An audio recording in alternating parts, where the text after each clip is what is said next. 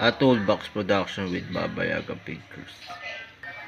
A toy play presentation of RJ Palma present. Flash Star Season 11, The Forever Legends. Hashtag Now Play. Part 1, Zoro, The Battle for Liberty.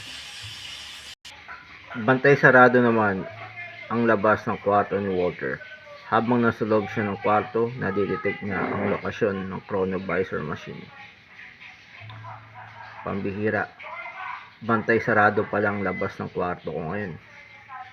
At habang nandito naman ako sa loob ng kwarto na to, ay nadidetect ko ang location ng chronovisor machine. Ngayon, need ko makatakas sa loob ng kwarto na to para mahanap ang lokasyon ng chronovisor. Kaya buti na lang dumating si Zoro at tinulungan siyang makatakas nito. Sino ka? Ako si Zoro at naparito ako para tulungang tumakas.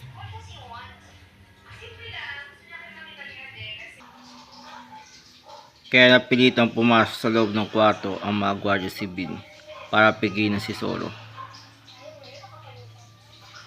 Sinasabi ko nga ba, kaya napilitan kami pumasok dito sa loob ng kwarto para pigilan ka sa balak mong Zoro.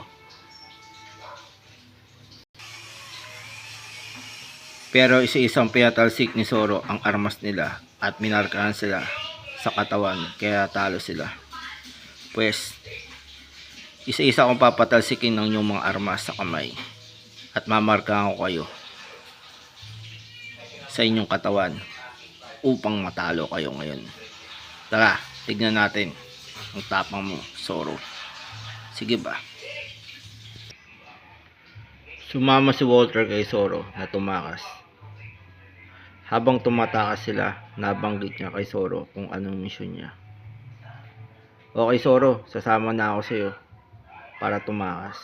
Maraming salamat sa iyo, Walter. At habang tumatakas sana tayo, nais ko sayang banggitin kung anong misyon ko talaga.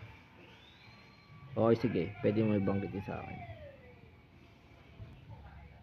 At sakto, doon siya mismo dinala ni Zoro ang lokasyon kung saan makikita ang chronovisor.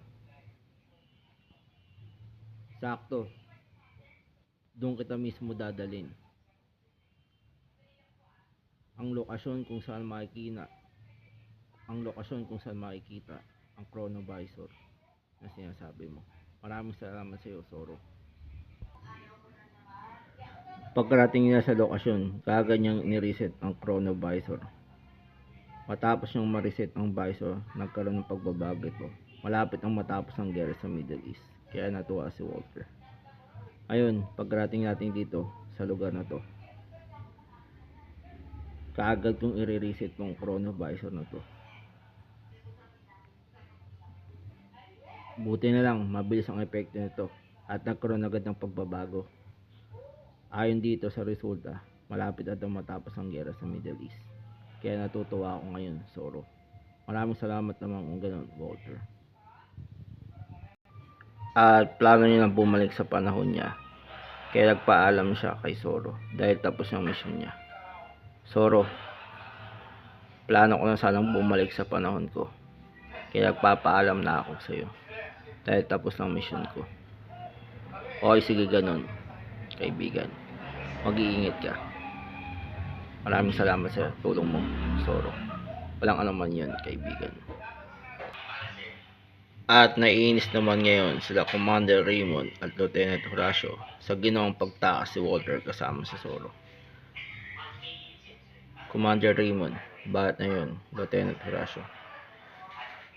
Naiinis ako sa ginawa ng mga tauhan natin dahil nakatakas si Walter kasama pa si Zoro. Ako rin, Lieutenant Horacio, naiinis din sa ginawa ng mga tauhan natin dahil hawak na natin si Walter, nakatakas pa. At binigyan naman ng award si Walter East ni Senator Taiter kasama ang Prime Minister ng Japan pagbalik nito sa panahon niya. Ngayon, Walter East, nakabalik ka na dito sa panahon natin. Ngayon, bibigyan kita ng award bilang pagkilala sa iyong kabayanihan sa ginawang pag-time travel sa past para maligtas ang present future natin. Maraming salamat, Senator John Titor. Ngayon, bibigyan ka namin ng award kasama itong Prime Minister ng Japan.